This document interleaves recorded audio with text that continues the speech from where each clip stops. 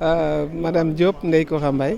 man maay coordonnatrice su projet Senrem volet environnement. tey lan moo waral taxawaay bu mel nii. waaw taxawaay bi tey vraiment taxawaayu mbégte la parce que depuis 1 an ñu ngi doxal ci ay procédure passation de marché pour jënd ay équipement ay matériel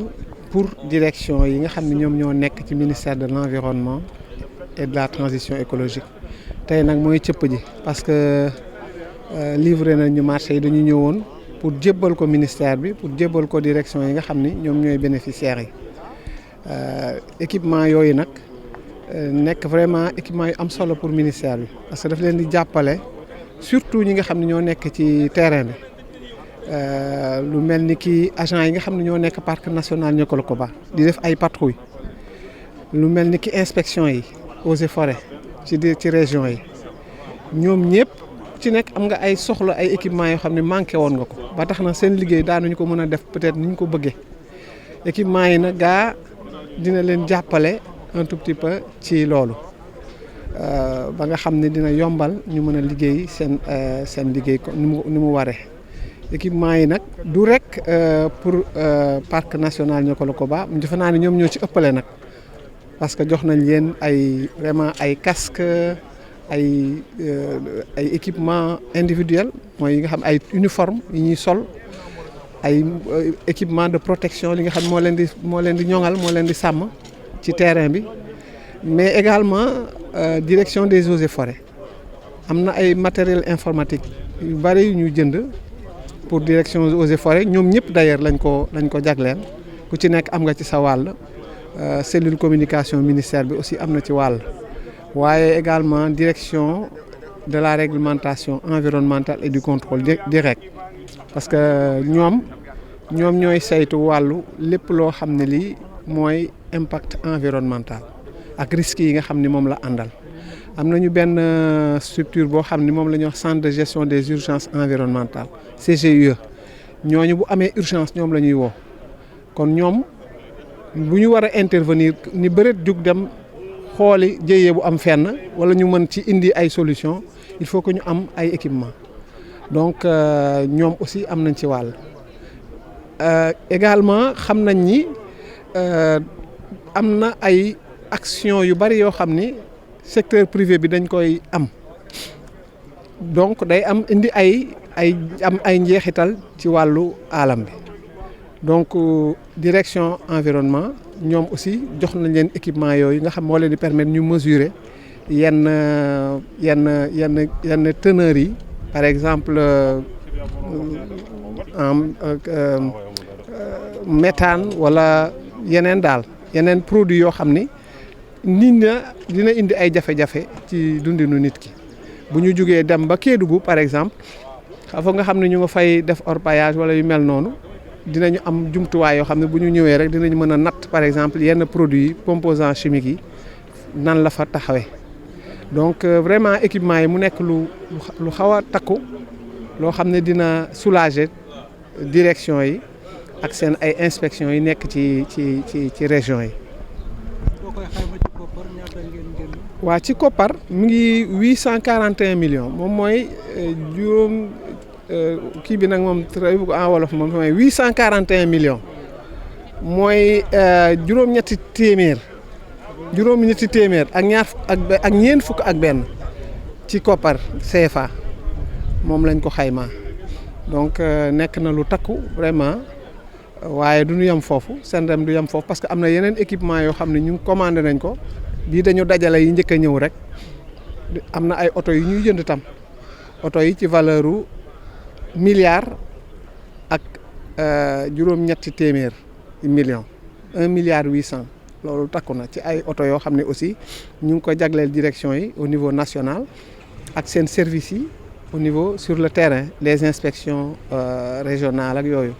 pour eaux et forêts pour direction de la réglementation donc am na yeneen équipement yoo xam ne ci topp waaye nag am na tamit yeneen activités yu Senrem am yu takku tamit ci wàllu aménagement forêt par exemple am nañu fukk ak ñetti forêt yu bees yoo xam ni Senrem dina ko aménager am na ay yeneen forêt yoo xam ni tamit aménagé woon nañ ko ci yeneen projet yu fi nekkoon donc buñ demee ba ab diir dafay laaj ñu def lu ñuy wax ñu yeesal plan d'aménagement yi ba pare continuer di leen mettre en œuvre donc loolu tamit nekk na ci loo xam ni CNRAM dina ci taxaw. am nañu tamit programme activité génératrice de revenu bu mag moom tam defe naa loolu yegg na ci 4 milliards ñeenti milliards yoo xam ne ñu ngi ko jagleel communauté yi ñi nga xam ne ñu ngi dëkk ci booru forêt yi nga xam ne moom la ñu ciblé ci région Tambacounda Kolda Kédougou Sédhiou donc forêt yi ñu identifié foofu ñi nga xam ne ñoo dëkk jege forêt yi jagleel nañ leen activité yooyu. loolu li ko waral mooy comme dañu bëgg a wàññi pression bi nga xam ni moom la communauté yi am ci forêt yi il faut ñu wutal leen leneen lu ñu mën a def lu leen indi yokk seen koom lu indi seen koom donc moo waral programme activité génératrice de revenu ci ñaar yooyu rek laa yam mais am na yeneen activités yu bari yoo xam ni CNRAM da ci intervenir. ci wàllu qualité air ñu ngi ko doon wax qualité d'air ki ñuy wax centre de gestion de la qualité de l'air moom tamit mi ngi bànqaasoo ci direction de la réglementation environnementale et du contrôle ñoom tamit CNRAM daf leen appuyer bu baax. am na ay station yoo xam ni am nañu ba pare waaye ñooñu tamit il faut ñu defaraat am ñag-ñagalaat donc loolu CNRAM daf leen ciy dimbale am na région de Dakar Pikine ci biir Dakar Pikine am na yeneen yu bees yeneen station yu bees yoo xam ne CNRAM moo leen di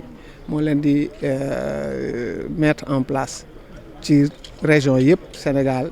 yi nga xam ne ñoom lañ identifié donc vraiment intervention CNRAM nekk na lu yaatu daal vraiment lu yaatu loo xam ni dafay nikk pour yokk dooleel ministère environnement pour mu gën a mën a def liggéeyam passant par direction mi ak service yi nga xam ne ñoo nekk ci région yi. Merci.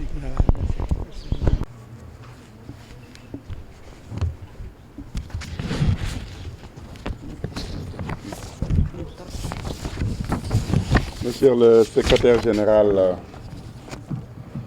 monsieur le directeur de cabinet, mesdames, messieurs les directeurs généraux et directeurs nationaux, monsieur le représentant du ministère des Finances et du Budget, madame la coordonnatrice de l'unité de gestion du projet environnement du projet CNRAM, madame la chef du projet CNRAM à la Banque mondiale, honorables invités, mesdames et messieurs. C'est avec un grand plaisir que je viens ce matin présider cette importante cérémonie de réception de matériel et d'équipement destiné aux directions techniques du ministère de l'Environnement et de la Transition écologique, dont le rôle prépondérant dans la protection de l'environnement et de la biodiversité n'est plus à démontrer. Je voudrais, à l'entame de mon propos, souhaiter la bienvenue à vous toutes et tous présents à cette cérémonie. Mesdames et messieurs, cet événement qui nous réunit ce matin est assurément important, car il marque un pas dans la gestion de l'environnement et des ressources naturelles au Sénégal, notamment pour les services techniques des parcs nationaux, des eaux et forêts, de la chasse et de la conservation des sols et de la direction de la réglementation environnementale et du contrôle. La réception de ce matin constitue un appui important du projet de gestion des ressources naturelles au Sénégal, qui a bien voulu allouer des ressources indispensables pour la concrétisation de la politique du gouvernement du Sénégal en matière d'environnement et de transition écologique. Comme l'a rappelé tout à l'heure mes prédécesseurs, il s'agit de matériel d'équipement au profit des différents services du ministère de l'Environnement et de la Transition écologique pour un montant global de 842 millions de francs CFA, comprenant des équipements de camping et de nomadisation, des équipements individuels, des équipements et matériels de mesure et enfin des équipements informatiques. C'est donc pour moi le lieu de magnifier les efforts inlassables du projet de gestion des ressources naturelles qui a grandement contribué au renforcement des aptitudes opérationnelles des unités de protection de la nature sur le terrain. Aujourd'hui, nous sommes face à l'action et l'occasion, et ça me donne l'occasion de réitérer mes félicitations et chaleureux remerciements à Madame la coordinatrice et à toute l'équipe de l'unité de gestion du projet SENREM pour les bonnes actions entreprises et les avancées dans le cadre de la mise en œuvre du projet. Pour cela, soyez rassurée, Madame la coordinatrice, que nos services feront bon usage du matériel et des équipements qui, il faut le rappeler, ont été obtenus suite à une expression de besoin des services bénéficiaires.